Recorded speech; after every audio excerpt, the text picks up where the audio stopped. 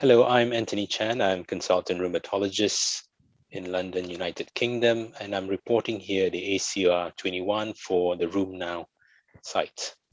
One of the questions that we have in treatment of axial spondyloarthritis is the ability or the opportunity to reduce the dose of the biologic treatments once patients are in remission or they are feeling very well. And we call this the dose tapering.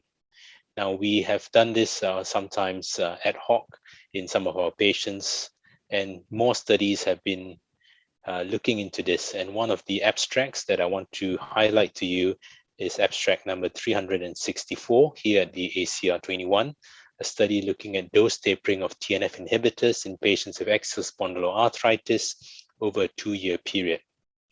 The key thing here is that they selected their patients carefully, those who were able to dose taper. And this was based on some important criteria. And they looked at having a BASDAI score, a BAF ankylosing spondylitis disease activity score of less than 40 over 100 or 4 over 10.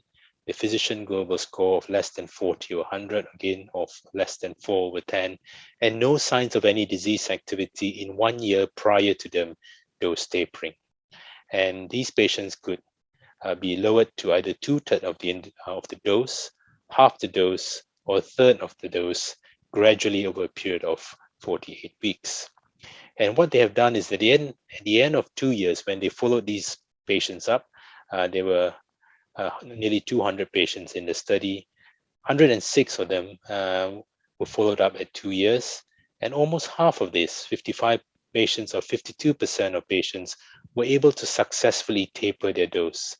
And then there are smaller proportions who achieve the other dose tapering, either 2/3, half, or a third.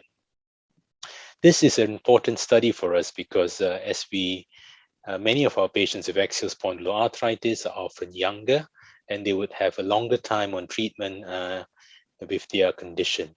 The ability to reduce the dose, which means either reduction in the frequency of the dosing or the actual dose of the drug, could be a useful way of trying to reduce long-term drug exposure in these patients and perhaps minimize some of the risks, including infections in the longer term. And this is an important study that shows that there is a possibility of doing this in a very objective way in our patients. So patient selection, ensuring that they have very low disease activity and no active disease for a year prior to commencing the treatment, was shown to be successful in the ability to dose taper these patients. So I think this will be useful in terms of us clinical in our clinics and in a practical way. So I would certainly commend this study for your review. So this is I'm Antoni Chan reporting here at ACR 21 for Room Now.